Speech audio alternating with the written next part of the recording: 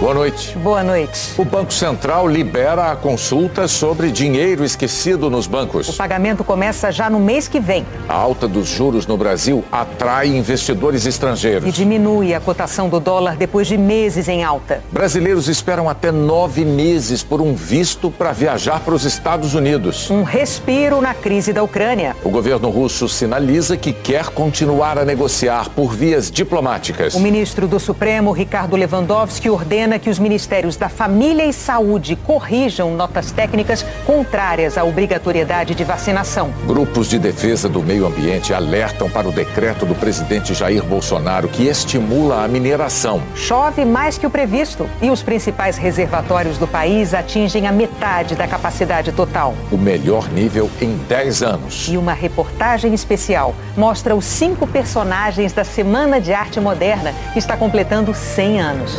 A partir de agora, no Jornal Nacional. Mais de 37 milhões de brasileiros começaram a semana investigando se tem algum dinheiro esquecido em alguma conta de banco. Daniela consultou e estava lá, a confirmação de que tem dinheiro esquecido em alguma conta. Ela não se lembra. Eu acho que pode sim, porque eu comecei a trabalhar muito cedo e talvez eu tenha esquecido esse dinheiro em 1984.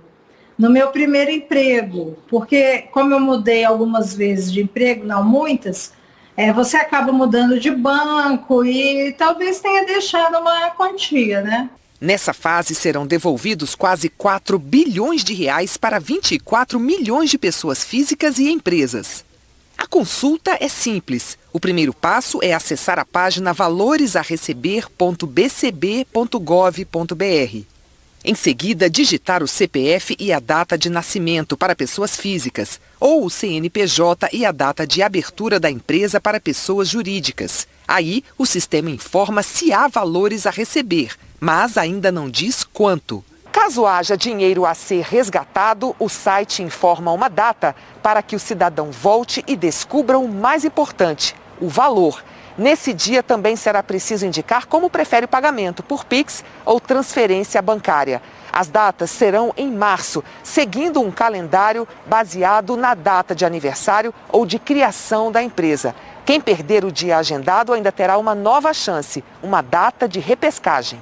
Para fazer a solicitação de resgate do dinheiro no mês que vem, será preciso ter uma conta no portal gov.br, nível prata ou ouro. Essa conta dá acesso a serviços digitais do governo federal, como o E-Social, Meu INSS e o Certificado Nacional de Vacinação. São 3 níveis de segurança, bronze, prata e ouro. A criação da conta gov.br é gratuita e pode ser feita pelo site ou aplicativo. Ela costuma iniciar no nível bronze. Para subir de nível, é preciso entrar na conta, ir em privacidade, depois em gerenciar lista de selos de confiabilidade e seguir as indicações para virar prata ou ouro. O Banco Central informou que quem perder a data agendada e a repescagem não precisa se preocupar. O dinheiro continuará guardado. A partir de 28 de março será possível voltar ao sistema a qualquer momento e fazer a solicitação. O prazo para os depósitos vai ser em média de 12 dias úteis. Quem não tem nada a receber agora não é para perder as esperanças. O Banco Central disse que vai abrir novos períodos de consulta a partir de maio. Nas fases seguintes do projeto, que nós vamos desenvolver ao longo de 2022, nós teremos mais 4 bilhões. Nós estamos replanejando o sistema, né? Mas ele deve ter pelo menos mais 2 fases.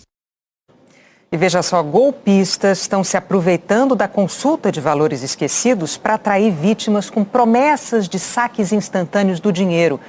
Mas isso é uma armadilha. O G1 preparou uma reportagem especial sobre esse golpe com informações importantes para você se proteger. A reportagem está em g1.com.br ou no aplicativo que você pode baixar no celular. Golpes com serviços digitais são um reflexo direto da migração dos brasileiros para esse tipo de relacionamento com os bancos. Eu encontrei a Angélica saindo de um banco em Belo Horizonte bem alegre.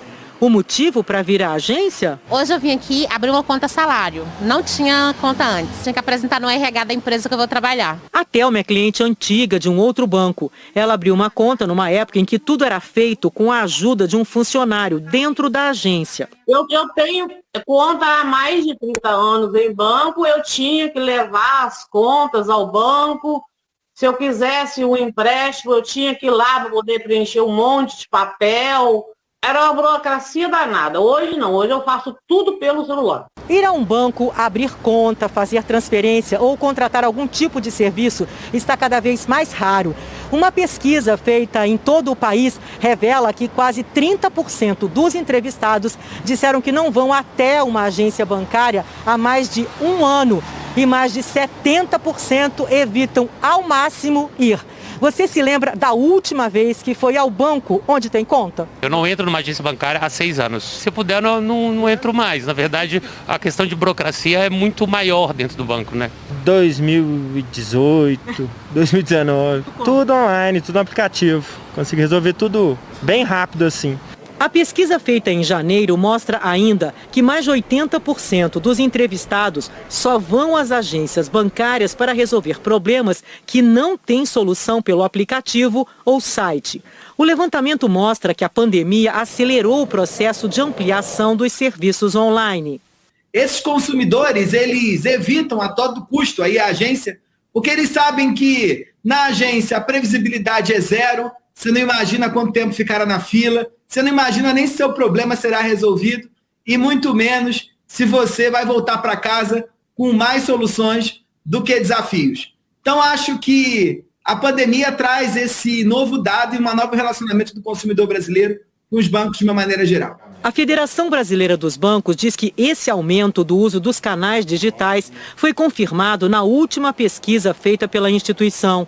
No período de um ano, dos 103 bilhões de transações financeiras, 67% foram feitas pela internet ou pelo celular. Uma vez que ele adota esse tipo de uso para fazer transações no seu celular, ele não muda de novo, de volta para a agência física, é um efeito que ocorre para sempre. Quer dizer, esse usuário, esse cliente, usuário, uma vez que ele percebe a conveniência, ele gosta, ele se adapta e continua utilizando pelo resto da relação dele com o banco. Carolina cuida da parte financeira da loja de moto que tem com o marido. Paga contas, deposita o salário dos empregados, faz transferências de forma digital. Tem 2 anos que não entra em uma agência bancária. Ficando aqui eu consigo lucrar mais, ser mais produtiva, atender mais clientes do que o tempo que eu teria que ir ao banco, por exemplo. Depois de subir quase 7,5% no ano passado, a cotação do dólar comercial está em queda desde janeiro. Os rumos do dólar mexem com a vida do mundo inteiro. E aqui no Brasil, desde que o ano começou, a moeda americana pegou um caminho que há tempos não se via, o de queda. O dólar começou o ano cotado a R$ 5,66. No fim de janeiro já tinha caído para R$ 5,30. Hoje fechou o dia a R$ 5,21. Nas primeiras 6 semanas do ano, a moeda americana acumula 3,65% de desvalorização. É a velha lei da oferta e da procura, que vale para qualquer mercado, inclusive para o de compra e venda de dólares.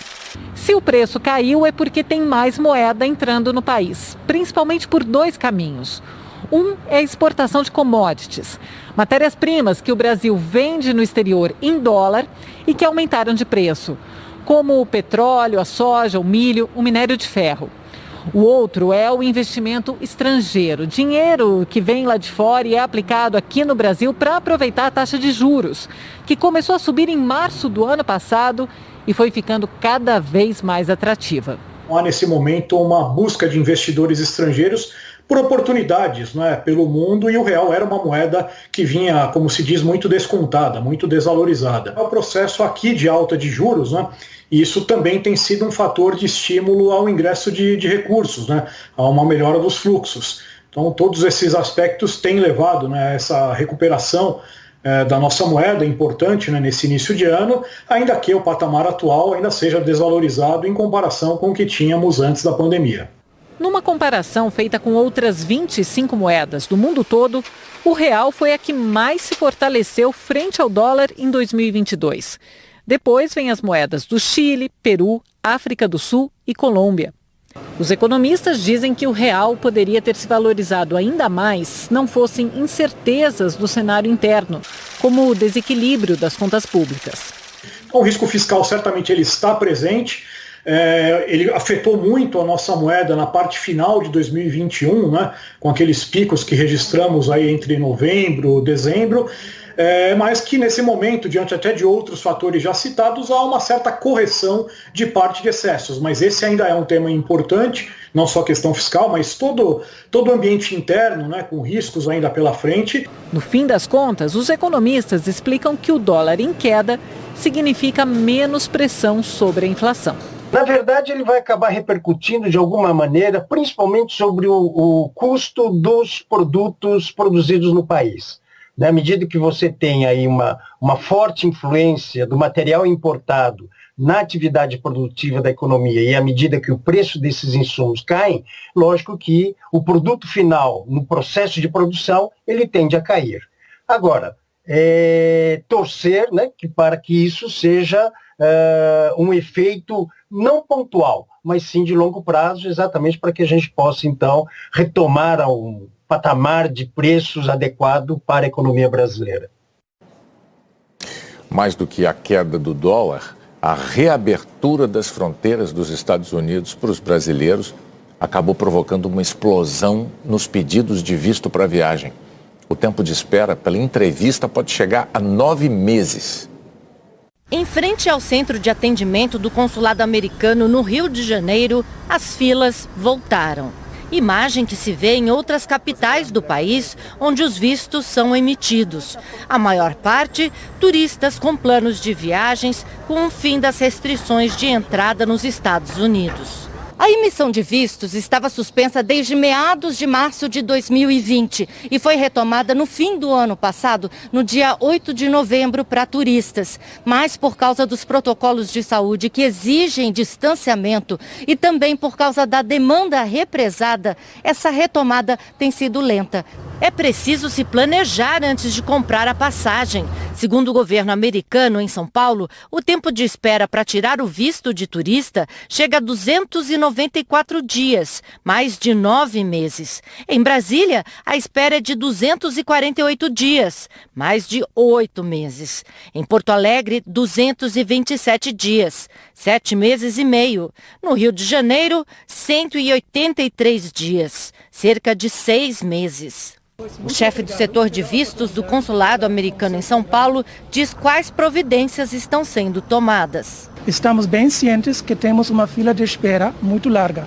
Estamos trabalhando diligentemente neste assunto o dia todo e sempre que pudermos, estamos adicionando outras vagas quando pudermos para fazer tantas entrevistas que possível.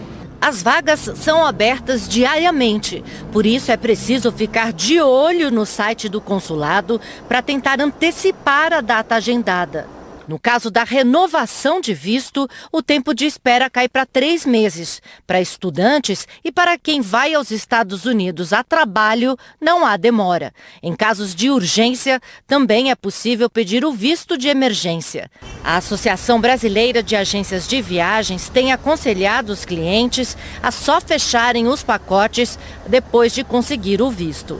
Mesmo depois da entrevista, pode acontecer algum problema. Então, os cuidados básicos são permanecer atento para poder tentar antecipar e não fazer a compra antes de ter o visto efetivamente na mão. Camila e o marido fizeram um agendamento pela internet em julho do ano passado e agora aguardam a entrevista para junho deste ano.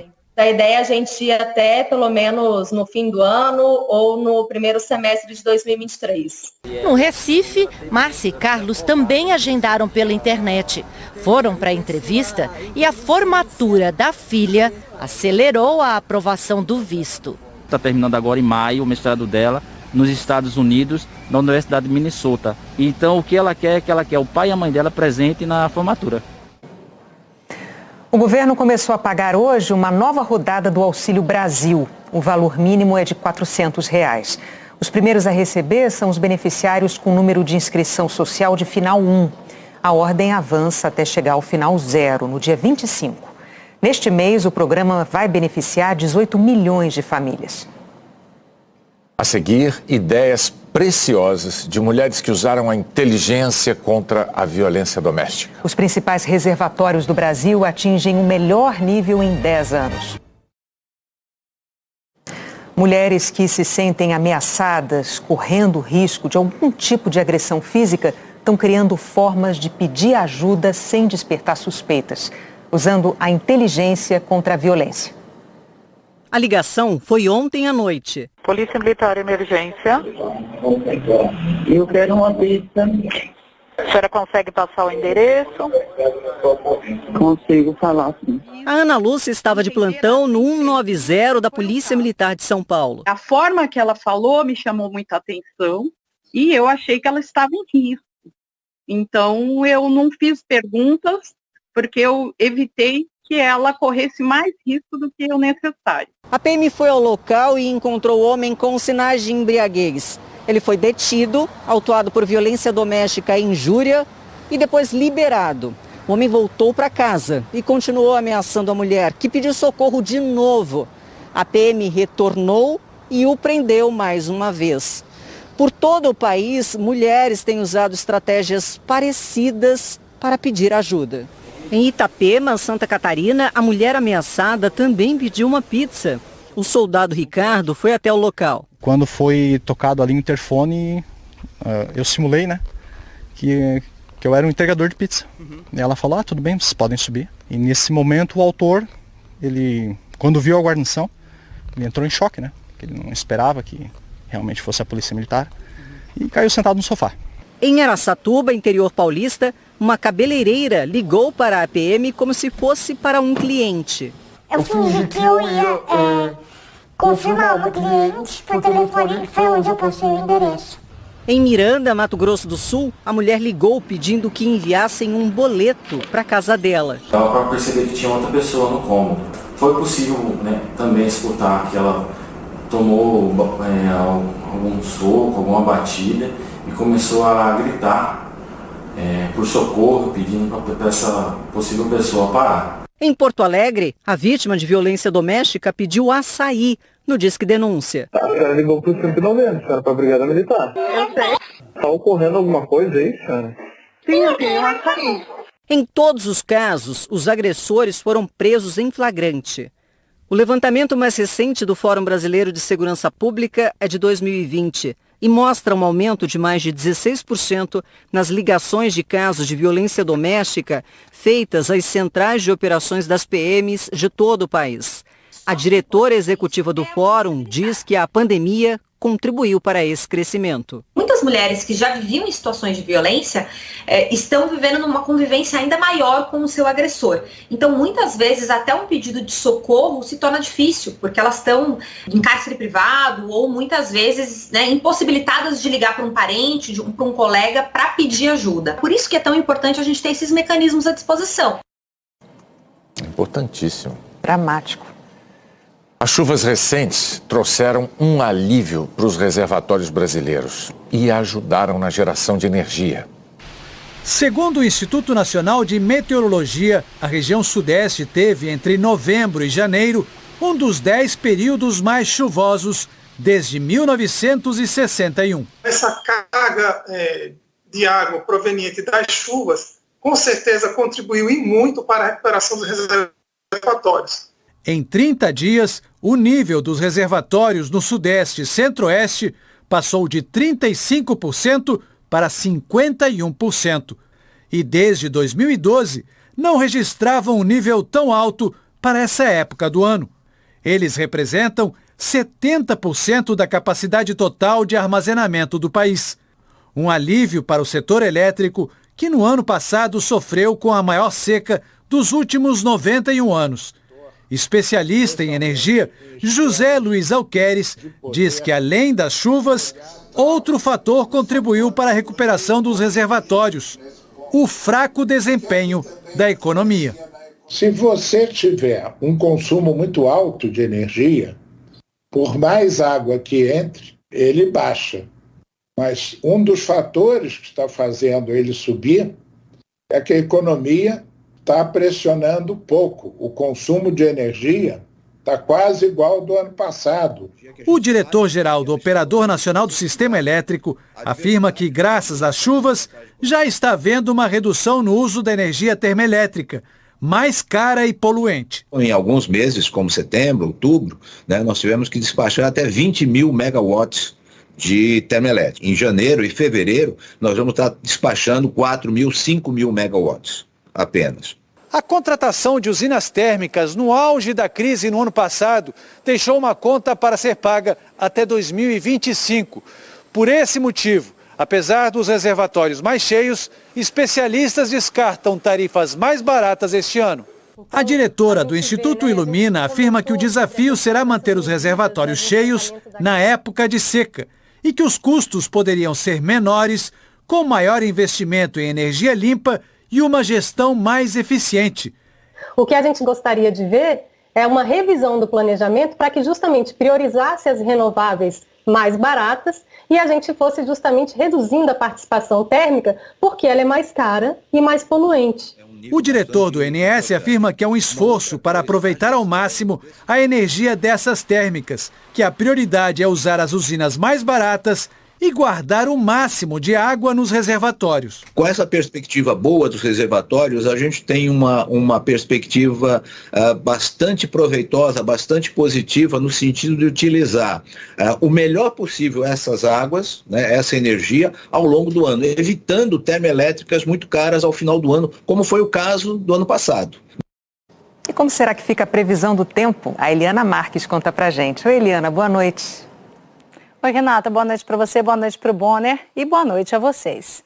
A previsão de chuva para grande parte do país está mantida, com risco de temporal em São Luís, Porto Velho, Manaus, Goiânia e Brasília. Além de toda esta área, que ainda inclui o sul do Piauí, o norte do Tocantins, o sul e oeste do Pará, também Rondônia, o centro-norte de Mato Grosso, parte de Minas e a Serra Fluminense. Essa situação praticamente não muda até 1º de março. Grandes volumes de chuva são esperados nas regiões mais destacadas, inclusive na de Belo Horizonte, onde só amanhã são esperados 60 milímetros e até domingo 230.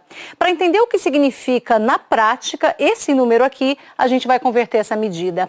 1 milímetro de chuva é igual a 1 litro de água num espaço de 1 metro quadrado. Portanto, 230 milímetros é igual a 230 garrafas de água de 1 litro. Essa quantidade nesse espaço aqui faz a água subir 23 centímetros. Lâmina d'água que dentro de uma casa estraga os móveis. Numa rua alagada, dificulta ver um buraco. E se houver correnteza, pode até derrubar pessoas, Renata. Eliana, onde é que a chuva não preocupa? Olha, em parte do Nordeste, também em parte do Centro-Sul, hoje um ciclone extratropical deu origem a uma frente fria que provocou chuva com granizo no leste de Santa Catarina. Essa mesma frente fria aqui, amanhã, vai para o Rio de Janeiro. Atrás dela chega um ar frio, que pode provocar geada na Serra Catarinense. Isso de manhã.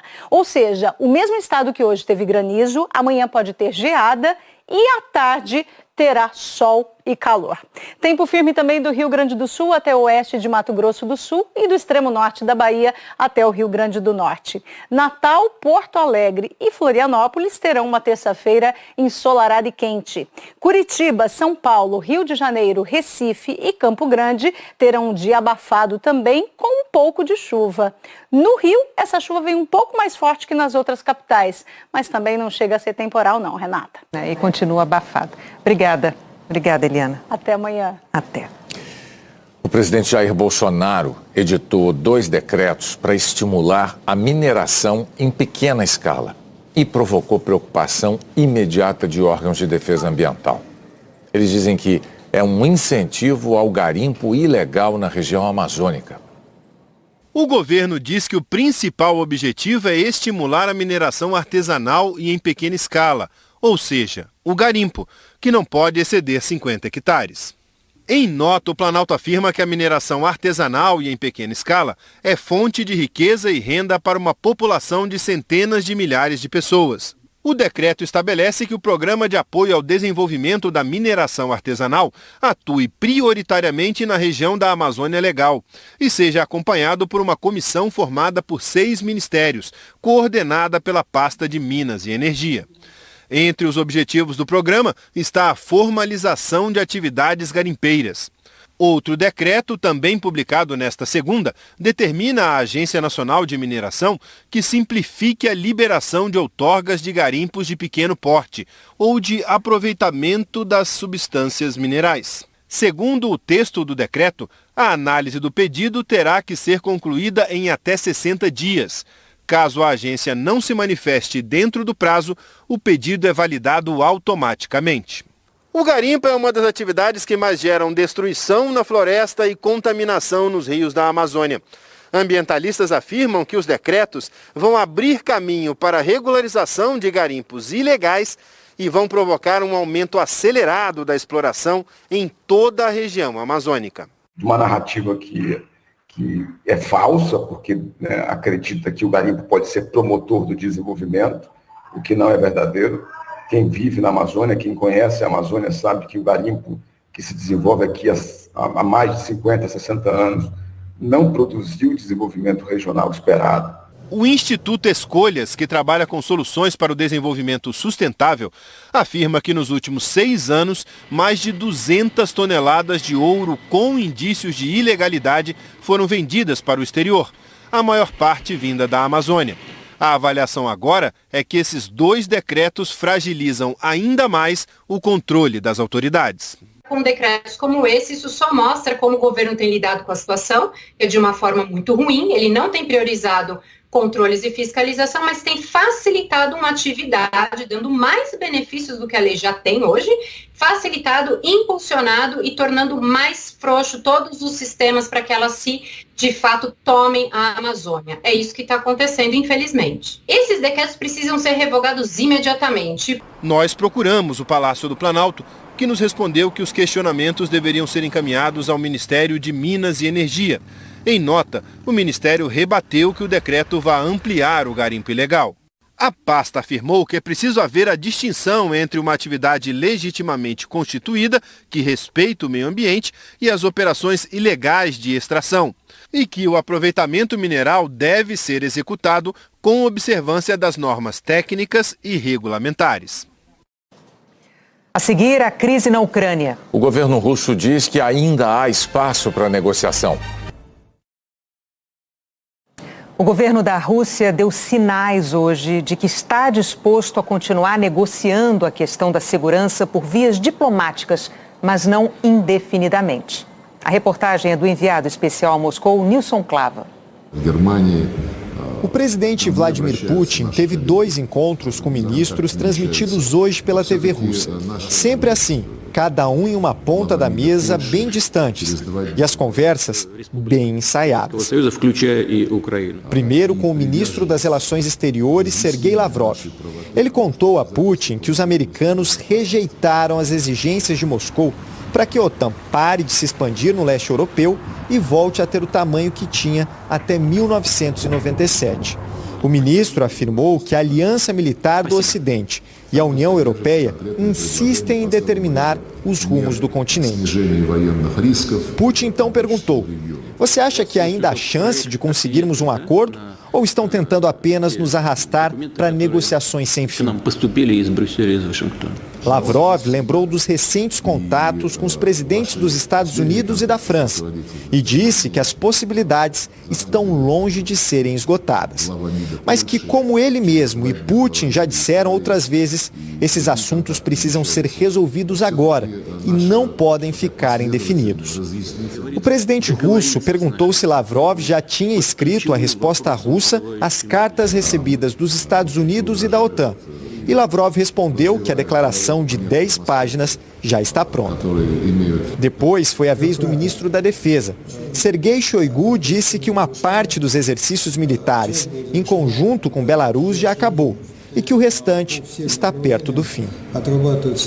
O ministro divulgou imagens dos treinamentos, que definiu como simulações de respostas às possíveis ações do inimigo. Mas se essas conversas tinham como objetivo reforçar a posição da Rússia e, ao mesmo tempo, tranquilizar, outras iniciativas preocupam. Deputados do partido do presidente Putin enviaram uma consulta ao ministro Lavrov. Eles querem votar no parlamento uma moção para reconhecer como repúblicas independentes 2 regiões da Ucrânia controladas por separatistas. Isso pode agravar ainda mais a tensão na fronteira. Os separatistas declararam independência das regiões de Donetsk e Luhansk em 2014, depois que a Rússia anexou a Crimeia. Mas não tiveram reconhecimento da comunidade internacional. A Rússia nega que esteja apoiando diretamente os rebeldes com soldados e armamentos, mas a população convive com os combates desde então.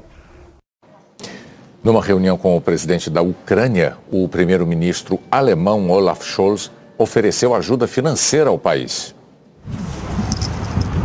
Até agora é uma guerra de palavras, e a Ucrânia pescou primeiro. O embaixador ucraniano no Reino Unido chegou a declarar que a Ucrânia pode abrir mão de entrar na OTAN.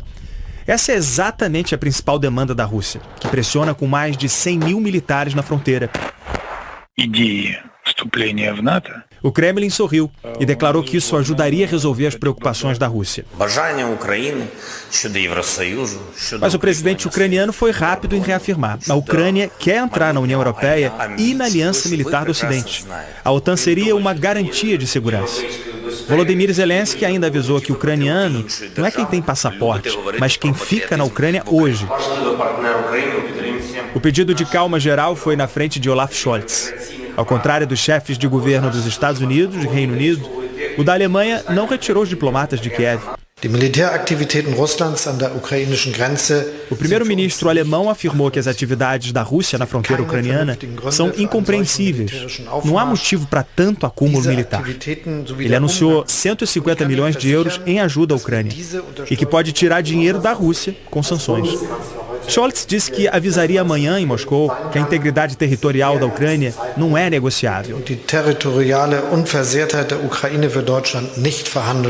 O presidente americano declarou hoje que ainda dá para chegar num acordo. Joe Biden conversou com o primeiro-ministro britânico por telefone e os dois concordaram que nem toda a esperança está perdida, mas que a situação continua muito frágil.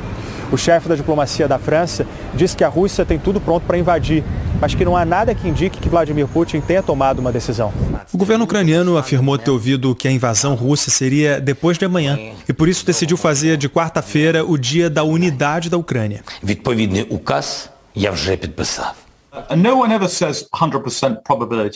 Esse especialista em Rússia e União Soviética diz que nada é 100% certo, mas que há informações confidenciais e abertas que mostram que os russos chegaram ao fim dos preparativos. O secretário-geral da ONU expressou uma preocupação séria, mas vê espaço para negociar. E a população de Kiev para dançar.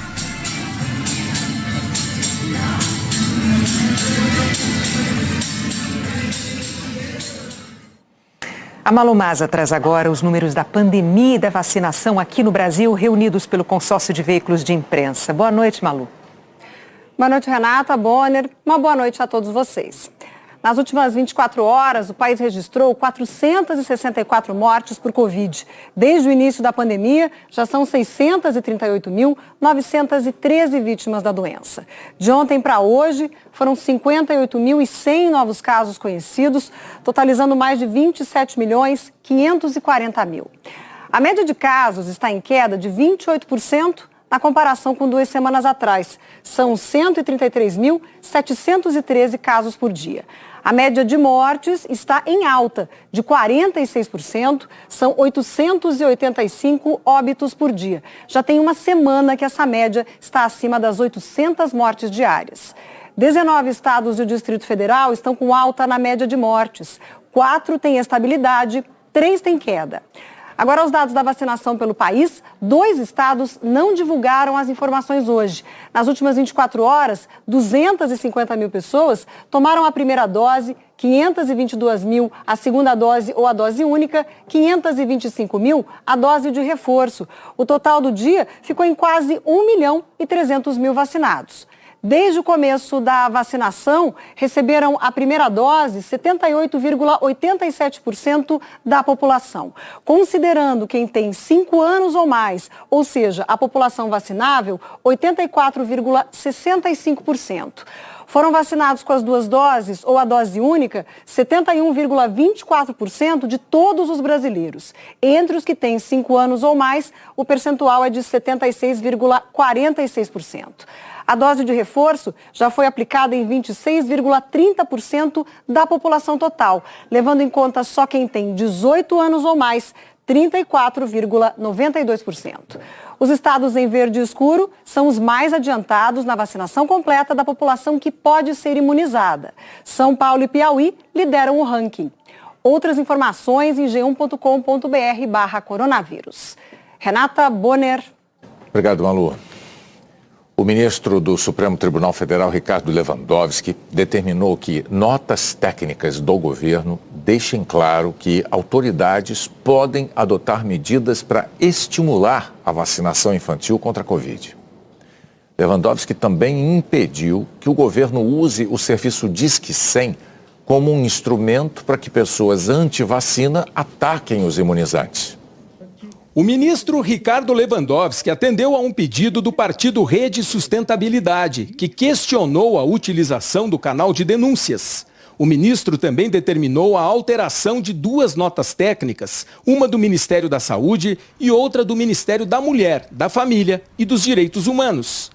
As notas argumentam, por exemplo, que existe a violação de direitos humanos decorrentes da obrigatoriedade de apresentação do Certificado Nacional de Vacinação e que a vacina contra a Covid não está na lista de vacinação básica da caderneta da criança, portanto, não será obrigatória. Na decisão de hoje, o ministro destacou que crianças e adolescentes têm direitos e que cabe ao STF preservá-los, garantindo a proteção integral dos menores segundo seu melhor interesse, em especial de sua vida e saúde, de forma a evitar que contraiam ou que transmitam a outras crianças, além das conhecidas doenças infectocontagiosas como sarampo, cachumba e rubéola, a temível Covid-19. O ministro afirmou ainda que, havendo consenso científico demonstrando que os riscos inerentes à opção de não vacinar são significativamente superiores àqueles postos pela vacinação, cumpre privilegiar a defesa da vida e da saúde dos menores.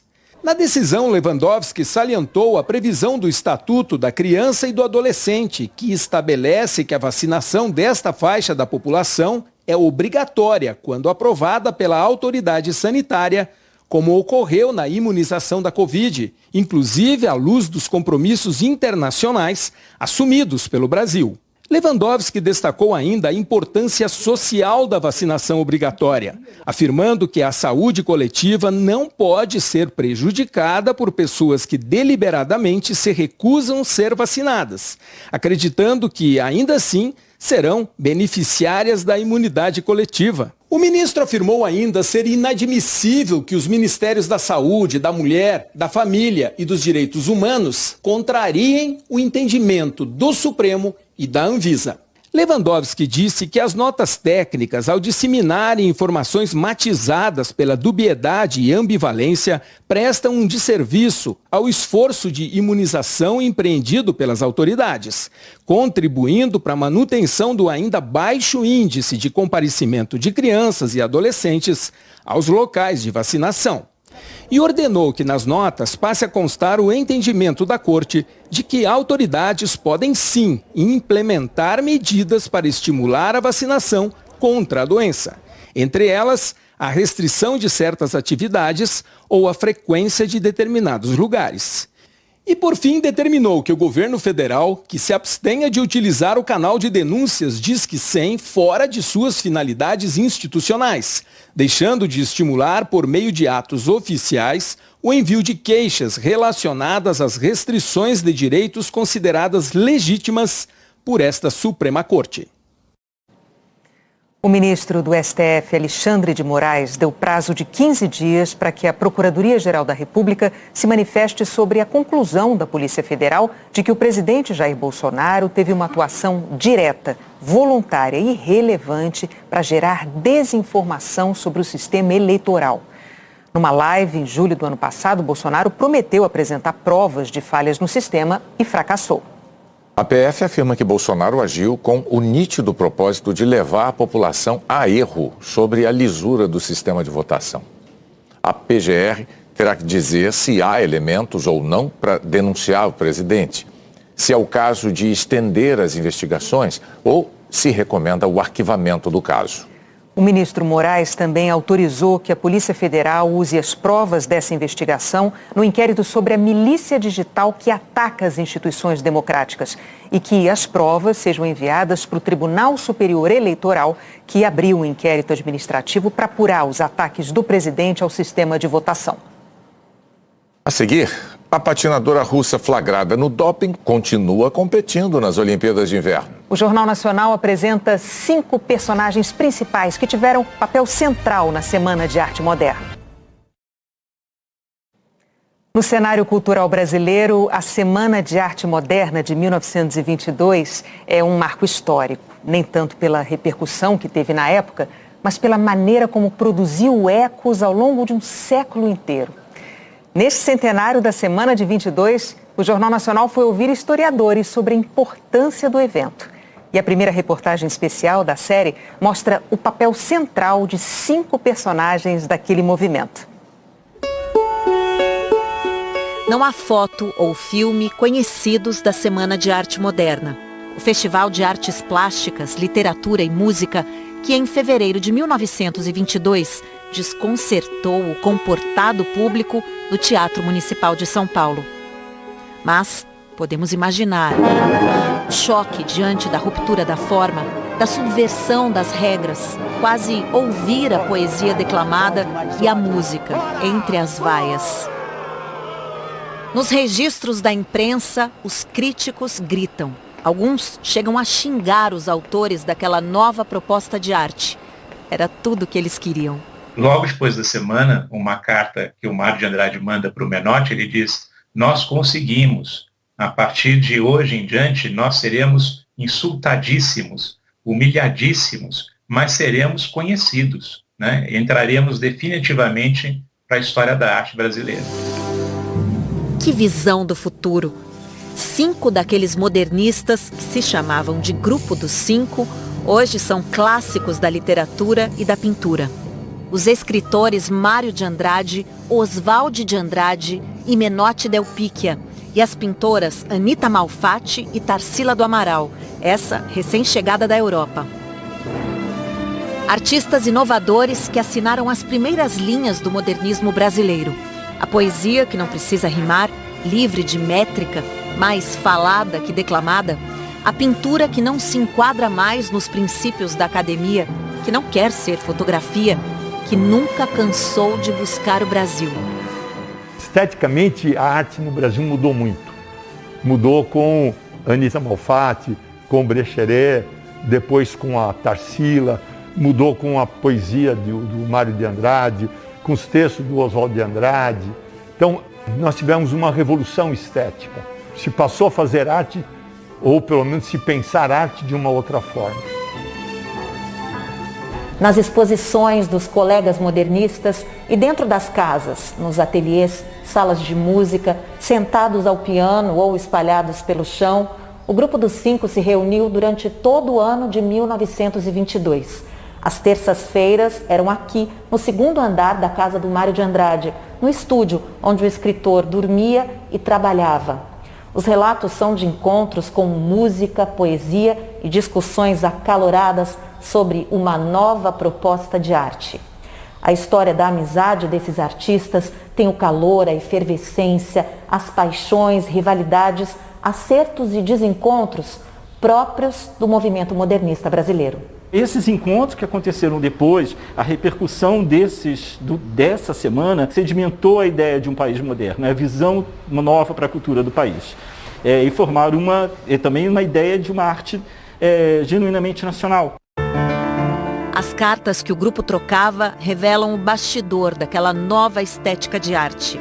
Só havia um meio de alcançar a celebridade: lançar uma arte verdadeiramente incompreensível, fabricar o carnaval da Semana de Arte Moderna e deixar que os araras, os críticos, falassem. Oswald já começa a se interessar pela Tarsila. A Tarsila era encantadora, era linda, chique, elegante. O Mário também começa a se apaixonar pela Tarsila. Que és deusa, tenho certeza disso. Pelo teu porte, pela tua inteligência, pela tua beleza. A Tarsila, de fato, ela aprende o que é arte moderna quando ela conhece as obras da Anita Malfatti. Querida Anita, estou certa de que as tuas telas teriam perfeitamente aceitação, pois é essa arte compreendida aqui. As tuas pinturas nunca foram futuristas, como queriam dizer os pouco entendidos. E essa rivalidade vai, por muitas outras razões, elas vão se acirrando, até que em 1929 o Mário rompe definitivamente a amizade com o Oswald. A elevação de amizade sempre existida entre você, Oswaldo e eu foi das mais nobres, e tenho a certeza de que das mais limpas. Tudo ficou embaçado para nunca mais. É coisa que não se endireita, desgraçadamente para mim. Numa palestra no Rio de Janeiro em 1942, Mário de Andrade diz que o grupo não deveria servir de exemplo para ninguém, mas talvez pudesse servir de lição. Eu acho que nós temos que olhar para aquilo que eles pensaram, para aquilo que eles propuseram. Essa é a lição que eles deixam. Eu acho que no momento atual que a gente vive, pensar a cultura, pensar o país, pensar nossas tradições culturais, isso é fundamental, mais fundamental do que nunca. 100 anos depois, os pesquisadores dizem que aquela semana ainda não terminou. Tentar pensar o que é arte brasileira, o que esse movimento trouxe, né, para a nossa cultura, para a nossa arte.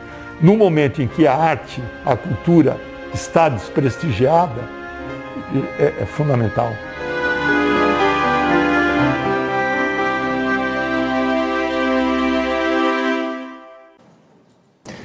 A Corte Arbitral do Esporte autorizou a patinadora russa Kamila Valieva a continuar competindo nas Olimpíadas de Inverno, apesar do doping. A saga da menina prodígio vai continuar em Pequim. Após reunião no fim de semana, a Corte Arbitral do Esporte anunciou nesta segunda-feira que nenhuma suspensão provisória será imposta à russa Kamila Valieva.